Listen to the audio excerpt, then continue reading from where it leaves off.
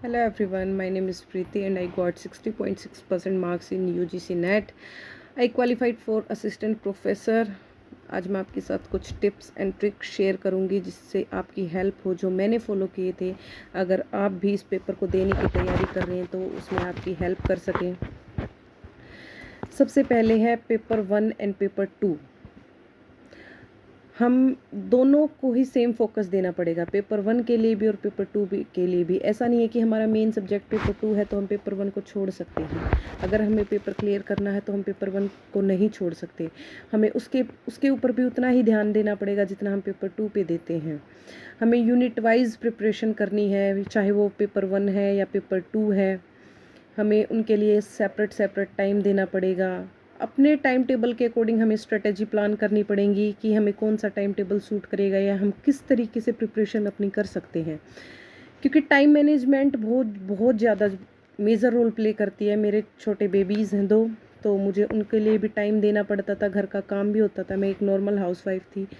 मेरी MCA 2014 में complete हुई थी। उसके बाद थोड़ी फैमिली रीजंस की वजह से मुझे काफ़ी ब्रेक लेना पड़ा था अपनी स्टडी से। मैंने फिर से शुरू किया, तो मुझे ज़ीरो से शुरू करने की ज़रूरत थी क्योंकि टाइम गैप बहुत ज़्यादा हो गया था। तो मैंने अन अकेडमी से पढ़ने का सोचा था। मैं पेपर 1 के लिए तलवीर सर को फॉलो करती थी और पेपर 2 के लिए रश्मि मैम को करती थी। रश्मि मैम को फॉलो करने की मेन वजह ये थी क्योंकि रश्मि मैम जो पढ़ाती हैं वो बिल्कुल ज़ीरो से स्टार्ट करती हैं। मतलब एक तरीके से बेसिक से स्टार्ट करती है। कोई नया बच्चा पढ़ रहा है या कोई बहुत टाइम के बाद पढ़ रहा है, मतलब वो इतने कॉन्टैक्ट में नहीं है अपनी स्टडी के, तो वो भी आराम से ईजिली शुरू कर सकता है, फिर प्रैक्टिस से आगे अपने आप को सुधार सकता है। तो मैं पेपर 2 के लिए रश्मि मैम को फॉलो कर रही थी। उनका सब्जेक्ट कवरेज बहुत बहुत अच्छा है। पेपर 1 के लिए तलवीर सर बेस्ट है। I think he is one of the top educator of paper 1 for me. आप भी उनको फॉलो कर सकते हैं, बहुत अच्छा पढ़ाते हैं, बहुत हेल्प हो जाएगी क्योंकि उसमें अलग अलग यूनिट हैं जिनके हम टच में भी नहीं हैं। और उससे एक अच्छी बात ये भी होती है जिस तरीके से वो टीचिंग और रिसर्च पढ़ाते हैं। बेसिकली हमें पेपर क्लियर करने के बाद बच्चों को टीच करना है, या जो बच्चे JRF क्वालिफाई करते हैं या जो आज के PhD करते हैं उन्हें रिसर्च में बहुत हेल्पफुल थी। वो बहुत अच्छे तरीके से सब्जेक्ट पढ़ाते हैं, उन सब्जेक्ट्स को पढ़ाते हैं। तो मैं यही बोलूँगी, अगर आप अन अकेडमी से प्रिपरेशन कर रहे हैं तो तलवीर सर से ही पेपर 1 पढ़ें क्योंकि वो बहुत अच्छा पढ़ाते हैं। और पेपर 2 के लिए I think Rashmi ma'am is the best क्योंकि वो बहुत अच्छे से स्टार्ट करती हैं।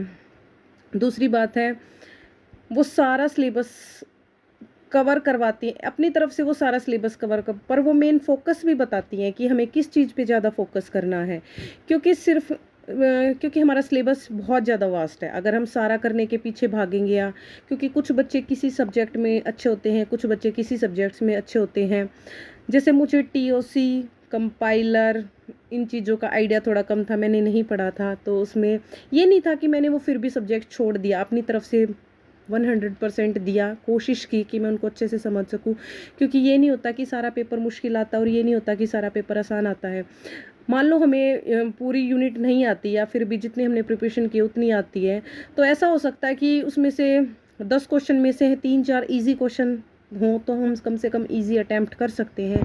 क्योंकि लिस्ट 60, 61%, 62 या 70% तक लगती है। अगर हम इतना भी कर लेते हैं तो इनफ होता है, उसमें हम पेपर क्लियर कर सकते हैं। दूसरा बात होता है पेपर को सोल्व करने का तरीका, जो मुझे अपने टीचर से बहुत हेल्प मिली। खासकर मैम जैसे बताती थी, सिर्फ हमें ये नहीं होता कि हमें पेपर ही कोई टॉपिक आता है तभी हम पेपर क्लियर कर। एक स्मार्ट अप्रोच भी चाहिए। ऐसा नहीं है कि हमें ये क्वेश्चन आता नहीं है तो उसको ऐसे ही छोड़ दे, पहले लॉजिक लगा के देते, क्योंकि हमें उसके बारे में नॉलेज तो होती है क्योंकि हमने वो पढ़ा होता है। कुछ क्वेश्चन होते हैं जो आउट ऑफ कंटेक्स्ट होते हैं, जो बहुत हार्ड होते हैं, हम उन्हें छोड़ सकते हैं।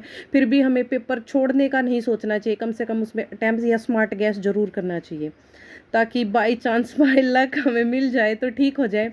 वरना हम क्वेश्चन जो 4 ऑप्शंस होते हैं उनमें से ऑप्शन हटा सकते हैं, क्योंकि 2 ऑप्शन इजीली हट जाते हैं। मेन जो फोकस की ज़रूरत पड़ती है वो लास्ट 2 ऑप्शन के बीच पड़ती है। और एक है time management.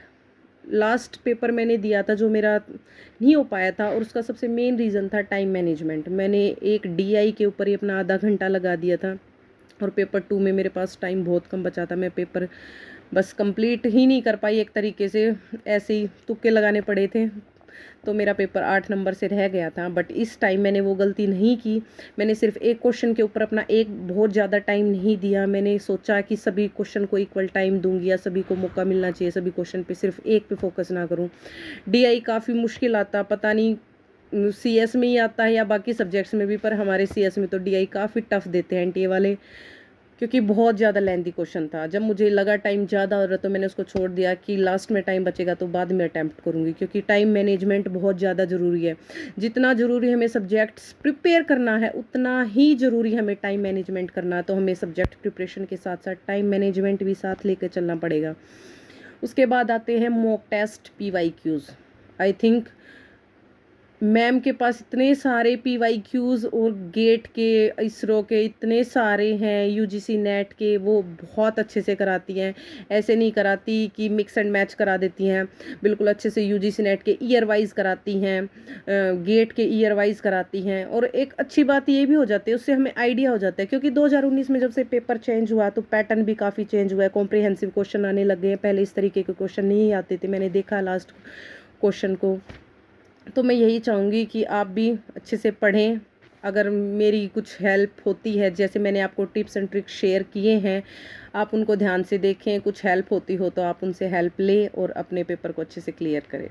All the best.